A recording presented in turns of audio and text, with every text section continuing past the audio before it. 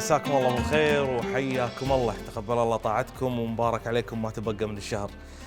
يمكن سولفنا المرة اللي طافت وفي مقدمة هذا البرنامج وقلنا إن عشق السيارات بحر ما شاء الله ما يخلص. اكو ناس تتخصص حتى الجراجات نفسها، اكو جراج متخصص بالكهرباء، اكو جراج متخصص بالتواير، اكو جراج متخصص بالماكينة بالجير وغيره من اجزاء السيارة. حتى حلقاتنا كل حلقة لها تخصص مختلف. حلقتنا اليوم مع واحد من الاشخاص اللي انا وايد اعزهم، خلف الحيدر ابو عبد الرزاق. مساك الله بالخير. مساك الله بالنور والسرور. ابد المساء بخير. الله يحفظك. ماشي الحال الحمد لله. سهالات اللهم لك الحمد. ابو عبد الرزاق، خلنا ندخل على قولتهم نرفس الباب وندش. يلا وقع. موضوع برمجة السيارات، يعني انا وايد مروا علي ناس تبرمج سيارات رياضية، ناس تبرمج سيارات حق سباق وغيره وغيره. ابو عبد الرزاق تميز بشغلة مختلفة. عطني بشكل بسيط وبشكل عام جدا شنو اللي تسوي؟ ابو عبد المحسن، بالبدايه انا يوم بلشت برمجه بالسيارات كانت الشغله يعني شخصيه حقي. وبعدين الربع خلوني غصب اتوسع فيها لين صارت حق الناس كلها بشكل عام. فبرمجتي كلها رسميه عن طريق برامج فورد. يعني ما احاول اني اخرب سياره او اني اسوي شيء انا ما اعرفه وما افهم فيه. حلو.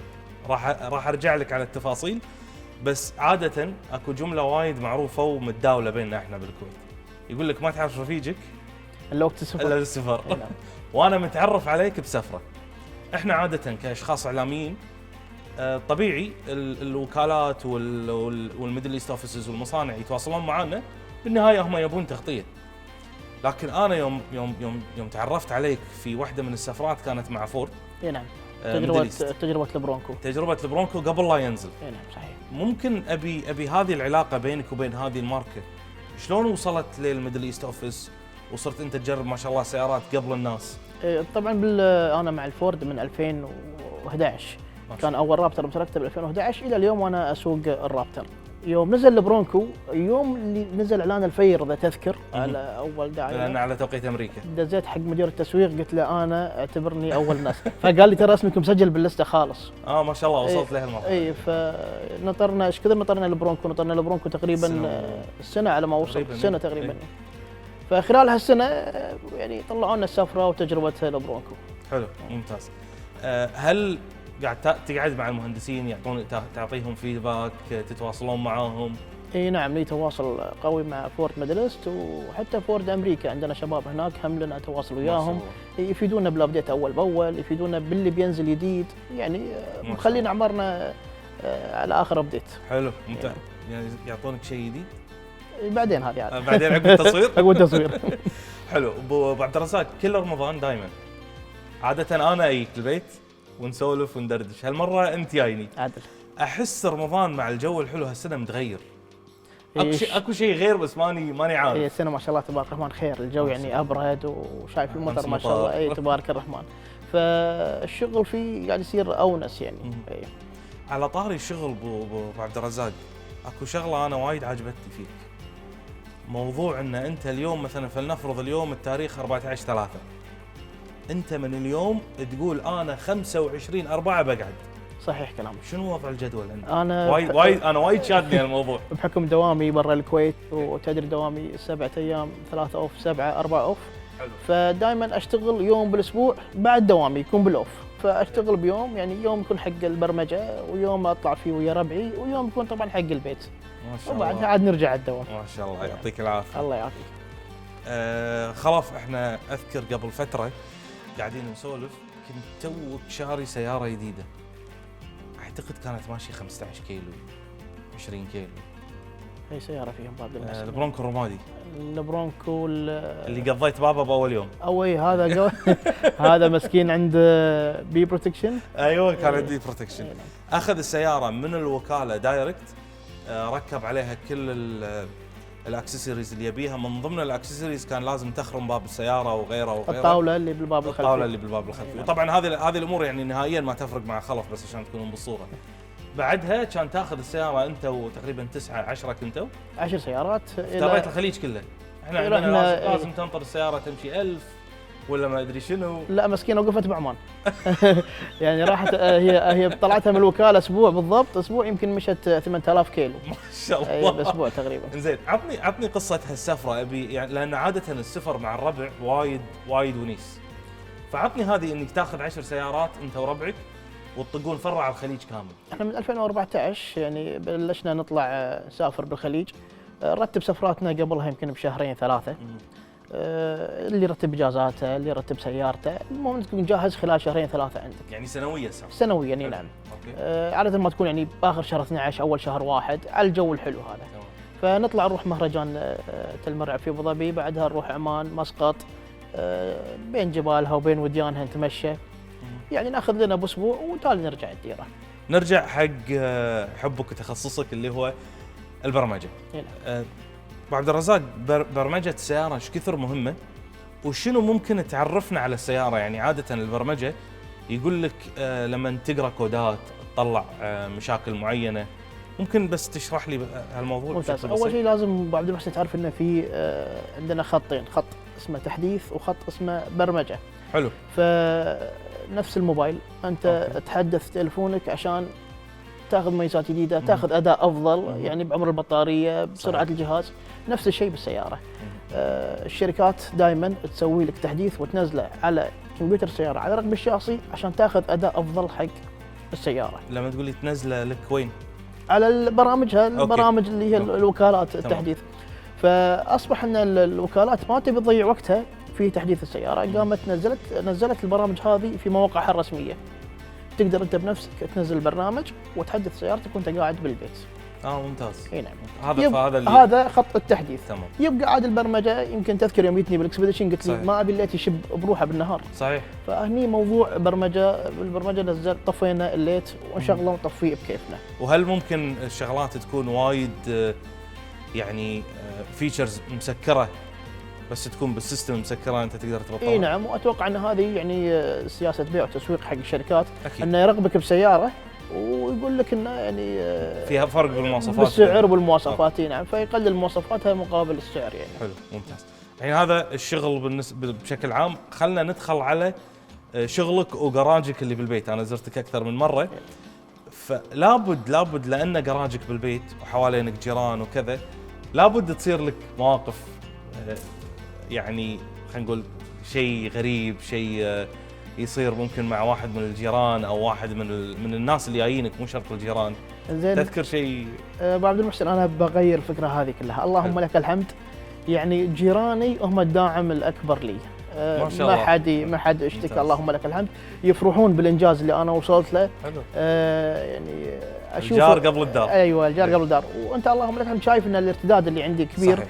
فما اخذ راحتي بالشغل للامانه. عين لهم خصم خاص. اكيد ما فيها شك هذه. حلو.